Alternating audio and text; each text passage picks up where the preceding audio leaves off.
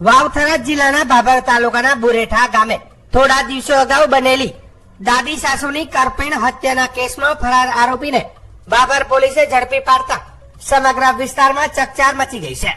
લાંબા સમયથી પોલીસ પકડતી નાસ્તો ફરતો આરોપી અંતે ભાવનગર જિલ્લાના પાલીતાણા ગામેથી ઝડપાયો છે. પ્રાપ્ત માહિતી મુજબ ભાભર તાલુકાના બુરેઠા ગામે રહેતા એક પરિવારની દાદી સાસુ પર આરોપી દ્વારા તીક્ષ્ણ હથિયારથી નિર્દય રીતે હુમલો કરવામાં આવ્યો હતો.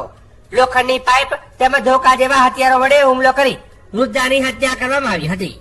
ઘટનાને અંજામ આપ્યા બાદ આરોપી સ્થળ પરથી ફરાર થઈ ગયો હતો, જેના કારણે પોલીસ માટે આરોપીને પકડવો એક મોટો પડકાર બની ગયો હતો. હત્યાના બનાવને ગંભીરતાથી લઈને ભાભર પોલીસ દ્વારા સતત તપાસ હાથ ધરવામાં આવી હતી.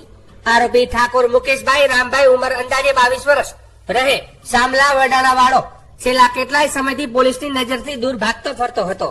તે દરમિયાન ભાભર પોલીસની ટીમે માનવ સોર્સ તેમજ આધુનિક ટેકનોલોજીની મદદથી આરોપીની હાલચાલ પર નજર રાખી હતી.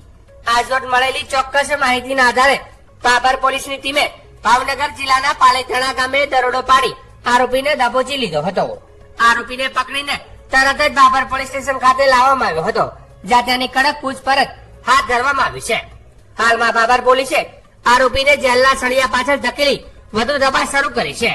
હત્યાનું સાચું કારણ, ઘટનામાં અન્ય કોઈની સંડોવણી છે કે કેમ, તે દિશામાં પણ પોલીસ તપાસ કરી રહી છે. ભાભર પોલીસની ઝડપી કાર્યવાહીથી ગ્રામજનોમાં સંતોષની લાગણી જોવા મળી રહી છે અને પોલીસના કાર્યની પ્રશંસા થઈ રહી છે.